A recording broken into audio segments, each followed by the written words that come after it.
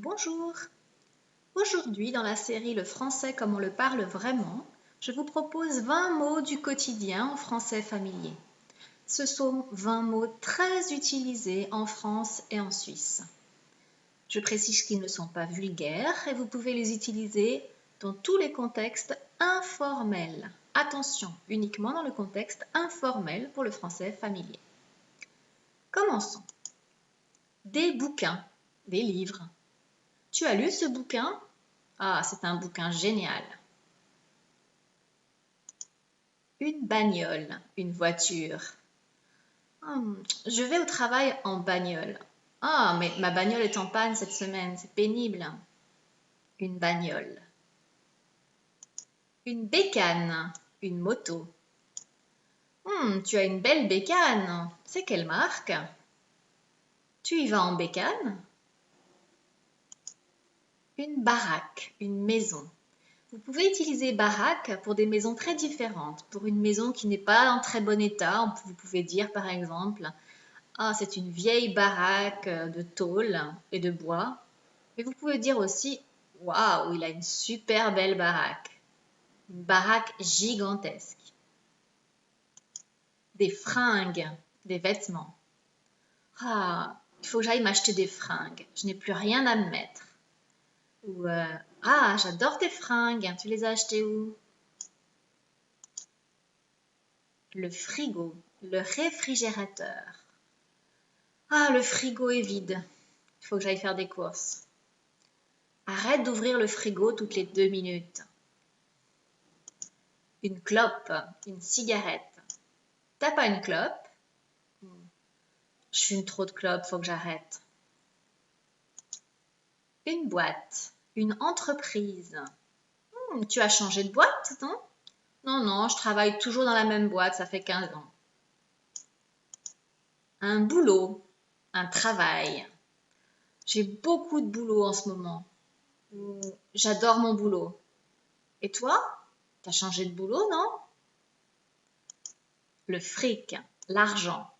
L'argent a énormément de mots familiers. Je pense que le plus courant pour l'ensemble de la population française, par exemple, quel que soit l'âge et le niveau social, le mot le plus fréquent, c'est sûrement le mot fric, qui n'est pas vraiment de l'argot. Le fric. On doit gagner du fric dans la vie. T'as pas un peu de fric pour moi? J'ai plus de fric. Il faut que j'aille au distributeur. Un frangin, une frangine. Un frère, une sœur.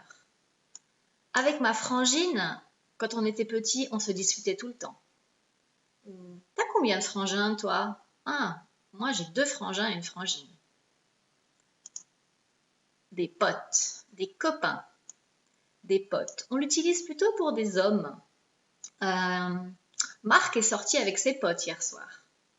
Mon fils est toujours avec ses potes. Un mec et une nana. Un homme et une femme.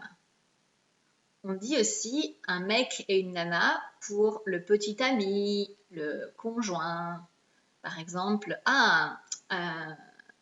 Marie a un nouveau mec. Ça veut dire qu'elle a un nouvel amoureux. Une nana, pareil, on peut dire une femme, mais on peut dire aussi une amoureuse, une petite copine. Ali a une nouvelle nana. La flotte, la pluie. On utilise aussi le verbe flotter. Il flotte encore aujourd'hui, il faut que je prenne mon parapluie. Ou alors, quelle flotte, j'en ai marre. Un flic, un policier. Les policiers entre eux s'appellent les flics, je suis flic. Par contre, si vous vous adressez à un policier, je ne vous conseille pas de dire bonjour monsieur le flic. Vous dites bien bonjour monsieur le policier. Vous êtes dans un contexte formel.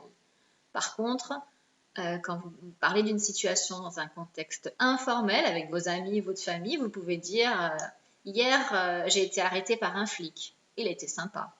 Ok? La trouille, la peur. Hier j'ai eu une de ces trouilles.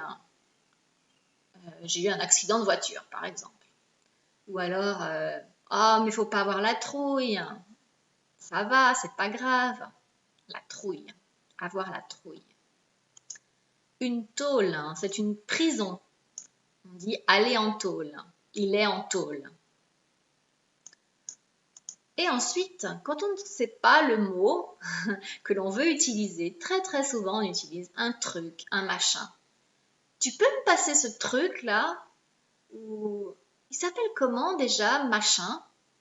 Donc remarquez que le mot truc va être plutôt utilisé pour un objet, uniquement pour un objet. Machin peut être utilisé pour un objet, mais aussi pour une personne. Hein? Ah, j'ai besoin d'un machin pour réparer mon ordinateur. Mais vous pouvez dire aussi machin là, tu sais là, celui qu'on a vu hier, comment il s'appelle? Un truc, un machin ou machin. Voilà, vous avez découvert les 20 mots essentiels pour parler en français familier en France et en Suisse en particulier. Pour tester votre bonne mémorisation de ces mots, vérifier que vous avez tout bien compris et assimilé, je vous propose de faire un quiz rapide en cliquant tout en haut à droite de la vidéo. Et si vous venez directement par YouTube, je vous signale que cette vidéo provient d'un article du site Nathalie Fleu et je vous encourage à cliquer aussi en haut à droite pour aller sur le site et avoir plus d'informations sur le français familier. Je vous remercie de votre attention et je vous dis à très bientôt sur la chaîne YouTube ou sur le site Nathalie Fleu.